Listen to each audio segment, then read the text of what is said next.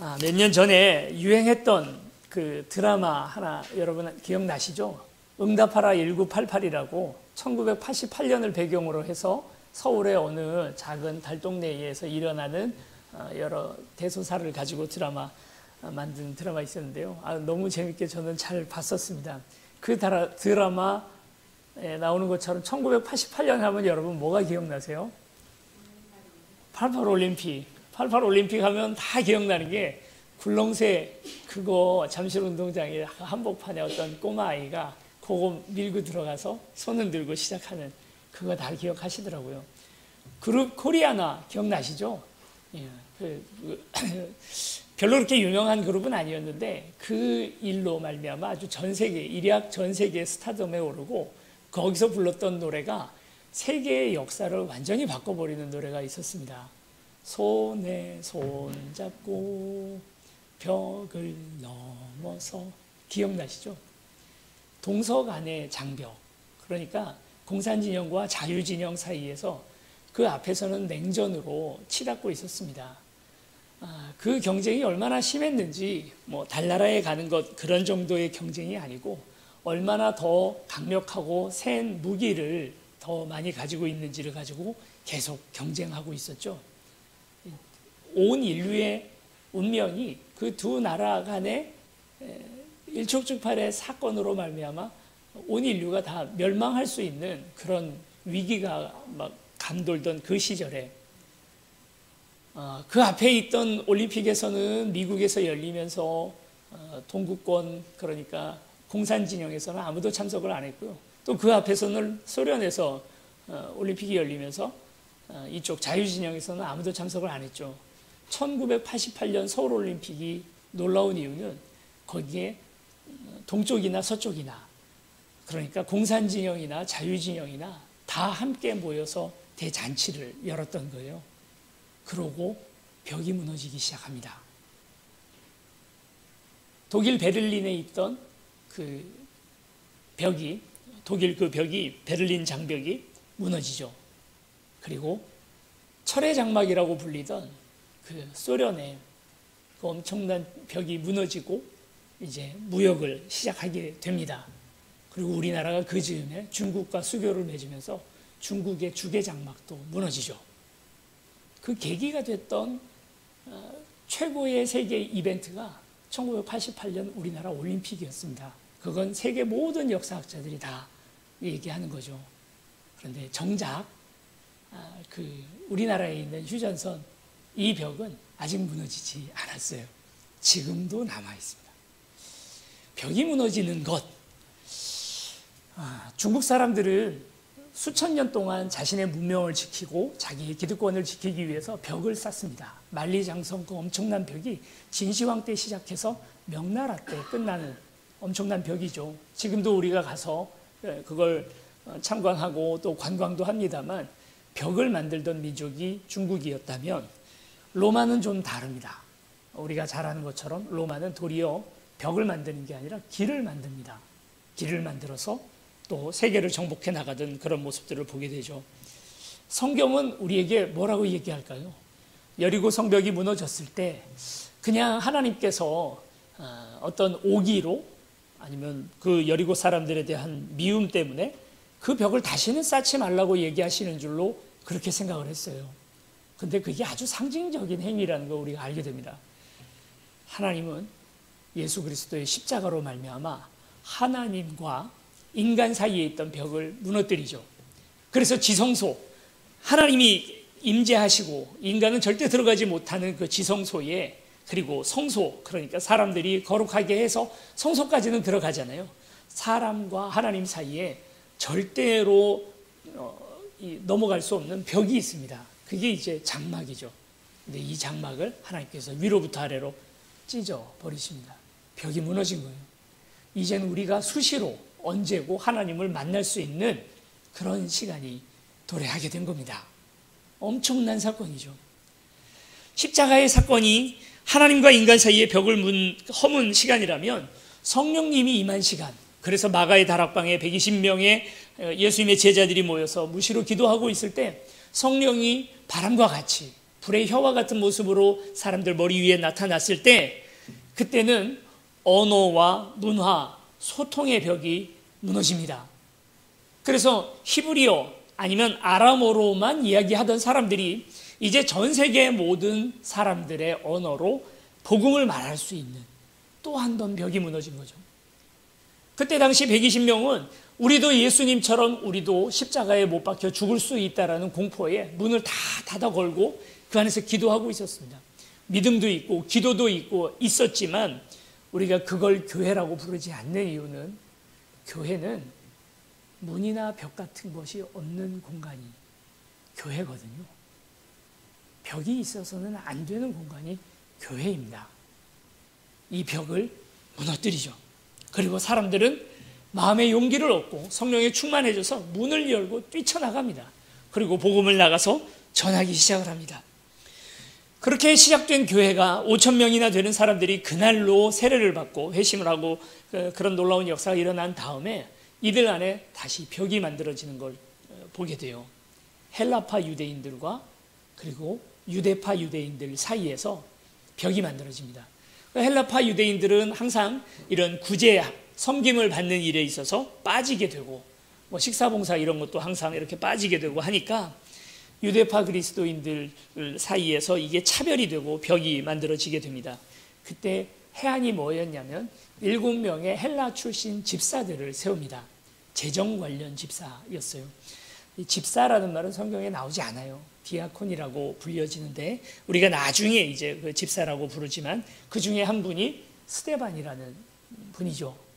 그 7명을 세워서 재정을 관리하게 하고 그래서 이것이 유대인들에게만 재정이 사용되는 것이 아니라 헬라인들, 그리스 출신 유대인들에게도 동일하게 재정이 사용되어지도록 벽이 한 번 또 무너집니다. 그리고 이 벽은 또 어디서 무너집니까? 나중에 베드로가 요바에서 기도하고 있을 때 환상 가운데 온갖 잡스러운 동물들이 내려올 때 하나님께서 말씀을 주시죠. 잡아먹으라. 내가 거룩하게 하였으니 그걸 속되다 하지 마라. 먹어라 합니다. 그러고 바로 이방인들에게 세례를 주고 성령의 역사가 이방인들에게도 동일하게 나타나기 시작을 합니다. 계속해서 벽이 무너지는 식으로 교회는 부흥하면서 여기까지 오는 거예요. 그러나 사람들은 오늘 우리 안에 본능적으로 벽을 만들고 싶어 하는 마음, 벽이 있어야 우리는 안정감을 느끼잖아요. 정작 88 올림픽이 열렸던 대한민국에 여전히 휴전선이라는 높은 벽이 존재하는 것처럼 정작 벽을 허물라고 하는 복음의 말씀을 맡고 있는 교회 안에 벽이 있어요. 그 벽 때문에 새로운 사람이 어느 교회에 가서 적응하기가 쉽지가 않고요. 그리고 또 우리 안에 우리 편, 너네 편, 너는 어느 줄이야? 누구 편이야? 벽이 있죠. 한 1,000명 되는 교회가 벽이 있다는 거 우리는 이해를 하는데 30명, 40명 되는 교회에도 벽이 있다는 건 참 암울한 이야기입니다. 이게 하나님의 뜻일까? 우리는 한번 생각해 보게 되는 거죠. 예루살렘은 높은 벽 위 안에 갇혀 있는 도시입니다. 예루살렘에서 신앙생활 5,000명이 한꺼번에 세례를 받고 했으니까 전 세계에서 가장 큰 교회가 여의도 순복음교회가 아니고 그때는 예루살렘 교회였던 거죠. 얼마나 많은 사람들이 거기 모였기 5,000명이면 그때 인구 비율로 생각을 해도 엄청납니다. 그 이후에도 기하급수적으로 성도들이 늘었다니까 글쎄요, 한 10,000명 되는 교회 아니었을까요? 그렇게 큰 교회가 됩니다. 그러니 선교하고 싶을까요? 땅끝까지 이르러 복음을 전하라고 하나님께서 말씀하셨는데 그거 하고 싶을까요? 여기가 좋사오니 하고 다 그 벽 안에 갇혀버리는 거죠. 우리 편, 너네 편, 우리끼리. 딱 좋지 않아요. 그래서 하나님이 주신 명령, 땅끝까지 이르러 복음을 전하라는 명령은 다 잊어버리고 여기에 모여서 우리끼리의 신앙을 오손도손 재미있게 하고 가고 있던 그 시절에 스데반이라고 하는 집사가 있었는데요. 이 스데반이 그 당시에 말 좀 한다고 하는 그런 지식 있는 그 유대인들과 말대결을 벌였다는 거예요. 복음을 가지고. 그런데 그 유대인들이 다 판판이 깨져나가는 겁니다. 이 복음의 놀라운 능력 앞에서 도저히 스데반을 말로서는 이기지 못하는 거예요. 그래서 이들이 꾀를 내기를 이 스데반을 죽이자. 이세벨 여왕 기억나시죠? 아합의 부인이었던 이세벨 여왕이 썼던 방법, 몇몇 사람들을, 거짓말하는 사람들을 뽑아가지고 이들을 통하여 거짓 소문을 만들어내는 겁니다. 하지도 않았던 이야기, 있지도 않았던 일들을 마치 있었던 것처럼 해가지고 소문을 퍼뜨리는데, 스데반이 하나님을 모욕했다, 이제 이런 이야기들을 다 소문을 퍼뜨리는 거죠. 그래서 결국 스데반이 순교를 당하는 장면이 이 사도행전 6장, 7장에 나오는 이야기입니다. 스데반이 했던 설교를 쭉 읽어보면서 설교가 너무 길더라고요. 그래서 죽은 게 아닐까. 절대로 설교는 이렇게 길게 하면 안 되겠다. 돌에 맞아 죽을 수도 있겠다. 이런 생각이 들었어요. 긴 설교를 마친 스데반 장렬하게 돌에 맞아 죽게 되죠. 예수 그리스도의 십자가에 대하여 이야기를 하고요. 그리고 그것이 결국 돌에 맞아 죽게 됩니다. 스데반이 죽었습니다. 그리고 교회 내에서 큰 박해가 일어나는데, 나중에 이제 바울이라고 이름이 알려지게 되는 그 사울이 특히나 주동자가 되어서 예루살렘에 있는 교회, 예수를 믿는다고 하는 사람들을 잡아서 옥에다가 가두고 그리고 또 죽이기도 하고 하는 그런 엄청난 소요 사태가 일어나게 됩니다. 12명 사도를 제외한 모든 크리스찬들, 모든 교회에 등록되었던 사람들이 다 흩어졌다라고 성경은 말합니다. 우리 2절 말씀 같이 1절과 2절을 함께 읽겠습니다. 1절을 그날에서부터 같이 읽으시면 되겠습니다. 1절, 2절 시작. 그날에 예루살렘에 있는 교회에 큰 박해가 있어 사도 외에는 다 유대와 사마리아 모든 땅으로 흩어지니라. 경건한 사람들이 스데반을 장사하고 위하여 크게 울더라. 8절도 같이 읽겠습니다. 8절, 그 바로 밑입니다. 8절 시작. 그 성에 큰 기쁨이 있더라. 자, 여러분, 이 사이에 6절밖에 차이가 안 나는데요. 2절에서는 스데반을 장사하고 크게 울었답니다. 엄청난 슬픔이 이 교회 안에 있었던 거예요. 그런데 단 6절 만에 이 사건이 완전히 반전을 일으켜서 큰 기쁨으로 변하게 됩니다. 이 슬픔이, 그 눈물이, 받았던 상처가 왜 어떤 일에 의해서 기쁨으로 변화되게 되었을까? 놀랍잖아요. 어떻게 울다가 웃을 수 있습니까? 그런 일들은 쉽게 일어날 수 있는 일이 아니고, 상처가, 그 슬픔이 기쁨으로 바뀌어지는 것은 물이 포도주로 바뀌는 것 이상의 엄청난 기적 아닐까요? 그런 일들이, 이 엄청난 반전이 뭐에서 무엇 때문에 이런 일들이 일어났을까? 우리 자세히 한번 좀 살펴봤으면 좋겠습니다. 그 첫 번째 원인은 흩어졌다라는 데 있습니다. 야고보서 1장 2절에서 4절 말씀 화면에 뜨면 우리 같이 한번 한 목소리로 읽겠습니다. 시작. 내 형제들아, 너희가 시험을 만나거든 온전히 기쁘게 여기라. 이는 너희 믿음의 시련이 인내를 만들어 내는 줄 너희가 알미니라. 인내를 온전히 이루라. 이는 너희로 온전하고 구비하여 조금도 부족함이 없게 하려 함이니라. 아멘.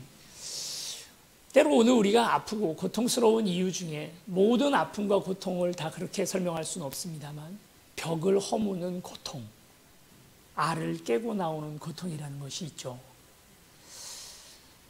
찰스 코우만이라고 하는 그 곤충학자가 어느 날 나방 애벌레에서 나방이 번데기를 깨고 나오는 장면을 관찰하고 있었답니다. 근데 수백 번, 수십 번을 봐도 너무나 좁은 구멍을 통해서 그 커다란 나방이 날개를 펴고 나오는 것이 얼마나 괴롭겠어요. 그 좁은 구멍을 나와야 되니까요. 여러분도 아마 군뱅이에서 매미 나오는 거 가끔 한번 보실 겁니다. 그 구멍이 크지 않아요. 거기로 억지로 나오는데요. 알을 깨는 고통이라는 것이 얼마나 힘든지요. 혹시 병아리 부화하는 거 혹시 보셨습니까? 병아리가 그 단단한 알 껍질을 깨고 나오는데, 나중엔 다 나오면 그 긴 모가지를 들어 올릴 힘도 없을 만큼 기진해 버려요. 알 깨는 게 그게 쉽지가 않습니다. 우리가 어머니 태에서 나오는 것 그 이상으로 알을 깨고 나온다는 건 힘들죠. 벽을 허무는 것, 이것이 우리가 가지고 있는 고난 가운데에는 벽을 허무느라고 얻게 되는 그런 고난도 있습니다. 벽이 허물어지고 그리고 그 알이 깨어지는 동안에 큰 슬픔과 상처, 이것이 고난인 것처럼 느껴지고 이게 오늘 우리에게 힘든 일, 불행인 것처럼 느껴지지만 그러나 알고 보면 벽이 깨어지는 하나의 과정, 성장하기 위한 하나의 더 큰 과정일 수도 있는 거죠. 찰스 코만 여사가 이 나방 애벌레에서 나방이 이렇게 기어 나오는 것이 너무나 힘들어 보여서 그래서 가위를 하나 가지고 와서 등껍질을 조금 잘라줬답니다. 아주 수월하게 그 나방은 나올 수가 있었죠. 그런데 곧 그 다음 순간에 그냥 그렇게 등껍질을 열어주지 않았던 나방들은 날개를 활짝 펴고 날아올라 멋지게 날아올라 가는데 이 나비는 자신의 날개의 힘을 기회를 잃어버린 거예요. 날지 못하더라는 겁니다. 아, 그렇구나. 고난이라는 것이, 알을 깨고 나오는 아픔이라는 것이 이 나방을 성장하게 하는 원동력이 되는구나 하는 걸 깨달았다는 거죠. 우리는 좀 힘들어도 이 벽을 깨야 합니다.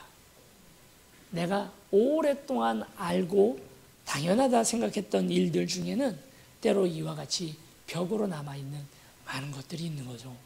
다 불편해요. 힘들고. 누구 새로운 사람 왔을 때 그 사람을 우리가 따뜻하게 맞아준다는 게 말처럼 쉽지 않습니다. 주차장도 좁아지죠. 교회도 좁아지죠. 온 사람 성격도 잘 모르겠죠. 그런데 그 벽을 깨는 아픔이라는 게 있어야 되는 거죠. 스데반이 죽는 죽음, 그리고 많은 핏발이 일어났던 것이 결국 알을 깨고 벽을 깨는 그런 고통이었던 거죠. 그래서 예루살렘에만 갇혀 있던 복음이 결국 이 박해로 말미암아 온 땅을 향하여 흘러가게 되는 것입니다. 당장은 이건 억울한 일이고 이건 힘든 일이고 슬픈 일이고 스데반이 죽었으므로 또 여러 가지 아픔이 있지만 결국 그 일로 말미암아 온 땅에 하나님의 복음이 선포되게 되는 것입니다. 노래 눈물 되는 거 여러분 기억나십니까? 어려서도 저도 이렇게 보면 맨 위에 보에서 수문을 열잖아요. 그러면 쭉 내려오다가 큰 도랑에서 작은 도랑으로 들어오는 보의 문도 열고요. 하나 열어서 결국은 온 논에 봄에 모내기 하기 전에 물이 가득 차게 되는 것처럼 하나씩 지금 무려 2000년 동안이나 그 벽이 무너지면서 복음이 온 땅에 편만하게 된 거예요. 흩어진, 여러분, 상처가 치유되고 회복되는데 모이면 더 좋을까요? 흩어지면 더 좋을까요? 모인 사람들이 상처 치유하기에 훨씬 좋나요? 아니면 흩어진 사람들이 상처 치유하기에 더 좋을까요? 오늘 성경에는 흩어졌다. 사람들은 흩어집니다. 성경에 받았던 상처에 대하여 쓴뿌리라고 얘기하잖아요. 쓴뿌리는 전염이 됩니다. 옆 사람, 상처받은 사람이 상처 주는 사람이 돼요. 항상 그렇더라고요. 많은 상처를 받은 사람이 고슴도치같이 가시를 바짝 세우고 있다가 옆에 누가 다가오면 찔러대는 거예요. 여러분 상처받은 경험들이 있으시죠? 누구에게 가장 상처 많이 받나요? 제일 가까운 사람한테 가장 많이 상처받는 거예요. 1번이 배우자겠죠? 또는 부모일 수도 있고 자녀에게 상처받습니다. 저기 옆집 아니면 옆 동네에 모르는 아저씨한테 상처받는 사람은 거의 없어요. 모이니까 더 상처받는 거죠. 고슴도치들이 바짝 그 가시를 세우고는 옹기종기 모여 앉았다고 생각하시면 됩니다. 모여서 부둥켜 안고 그 상처를 쓸어 안는 것이 아니라 도리어 더 찔러대고 상처 주고 피를 흘리게 하는 것이 모임이에요. 모든 생명체가 다 비슷한 본능이 있는 게 아닐까 생각이 되는 게, 금붕어를 여러분 키워보시면요, 금붕어 너무 착하고 순진하고 또 성격이 온순하잖아요. 그런데 그렇던 이 금붕어도 가끔 이 금붕어 키우던 사람들이 어항을 접어버리는, 어항을 더 이제 팔아버리는 그런 일들이 일어나는데 금붕어에 질리는 때가 있답니다. 그게 뭐냐면 다른 금붕어의 몸에 뭐 물 관리를 좀 잘못해가지고 병이 나면, 몸에 병이 나면 상처가 살짝 나잖아요. 신기하게도 그 온순하던 금붕어들이 그 살짝 난 상처를 물어뜯기 시작합니다. 뼈만 남을 때까지 물어뜯어요. 며칠 여행 갔다가 왔는데 뼈만 남아 앙상하게 걸려 있는 거예요. 이 어찌된 일인가? 다른 금붕어들이 뜯어먹은 거죠. 고등동물에도 똑같은 형식, 그런 모습들이 나타납니다. 어류 말고 파충류에도, 그리고 포유류도, 사람도 누군가의 약간 나 있는 그 상처를 뜯어먹어서 뼈만 남겨버릴 때까지 뜯어먹는, 모이면 모일수록 이 상처는 치유가 안 돼요. 이 사람들, 이 상처, 스데반이 죽었던 상처, 그리고 교회가 잔멸됐던 이 상처를 어떻게 해결합니까? 흩어졌어요. 4절 말씀 우리 같이 읽어보시겠습니다. 4절입니다. 시작. 그 흩어진 사람들이 두루 다니며 복음의 말씀을 전할세. 그렇습니다. 예루살렘에 모여있던 사람들이 하지 못했던 일들을 도리어 그 예루살렘에서 떠나서 벽을 허물고 세상을 향하여 나아갔던 사람들이 해냅니다. 이들이 예수님께서 하셨던 말씀, 예루살렘과 사마리아와 온 유대와 땅끝까지 이르러 복음을 전하라 하셨던 말씀을 드디어 순종할 수 있게 된 거예요. 그러고 흩어졌을 때 그곳에서 복음의 놀라운 능력을 이들이 깨닫게 되는 거죠.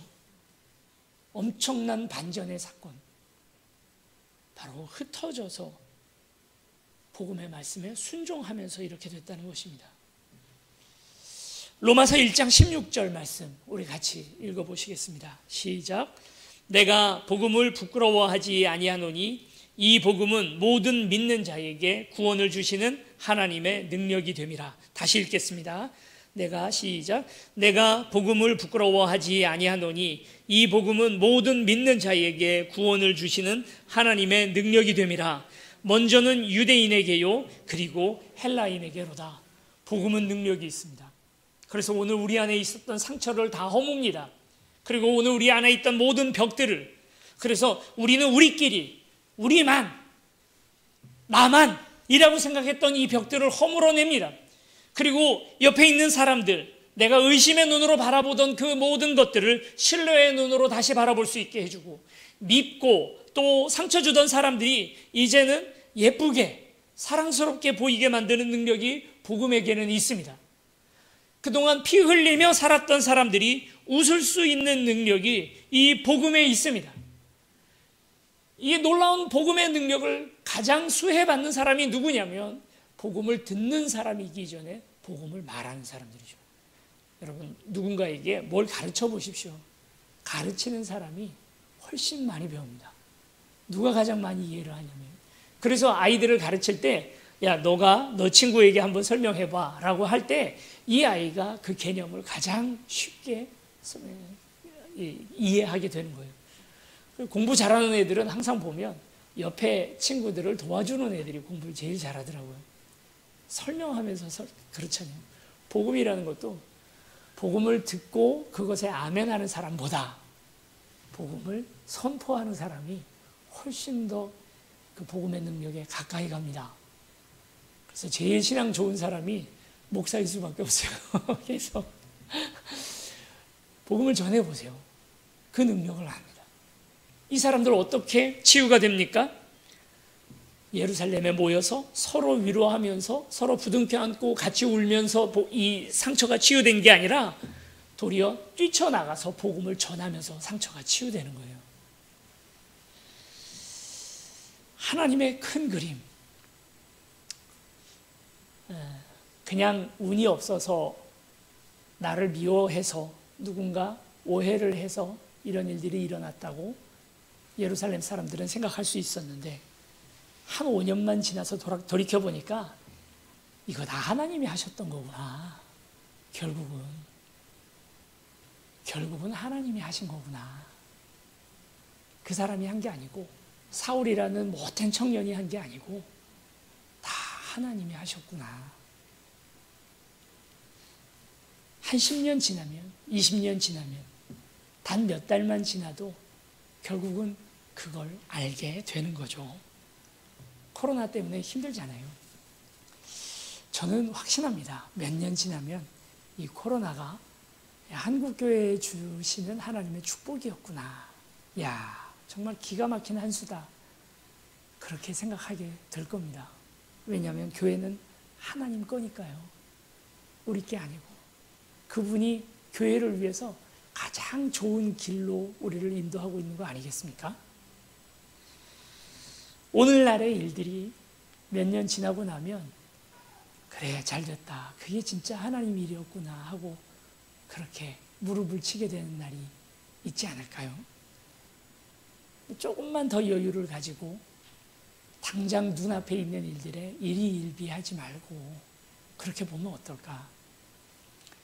사실 오늘의 고백은 저의 고백입니다. 지난 한 주간 동안 저도 이렇게 됐을까? 왜 이런 일들이 벌어졌을까? 했는데 생각을 해보니 하나님께서 계속 그 마음을 주시는 거예요. 마음을 내려놓게 하시고, 그리고 이 일이 하나님으로부터 나온 일이다. 그리고 이건 분명히 세움교회와 저와 한국교회에 가장 좋을 일이다. 이 고백을 가지게 되었습니다. 다 아쉽죠. 아쉽고 마음 아픈 일들이 있고 억울하기도 하고 그런 일들이 있지만 하나님은 결코 실수하지 않으시는 줄로 믿습니다. 이제 마지막이잖아요. 그러니 뭐 형식 이런 거 생각 안 하고 늘 하던 대로 안 하고 저도 제 마음대로 하겠습니다. 원래 이제 이 시간에 같이 찬양 부르고 기도하고 마쳐야 되는데 오늘은 제가 특송을 한번 하려고 합니다.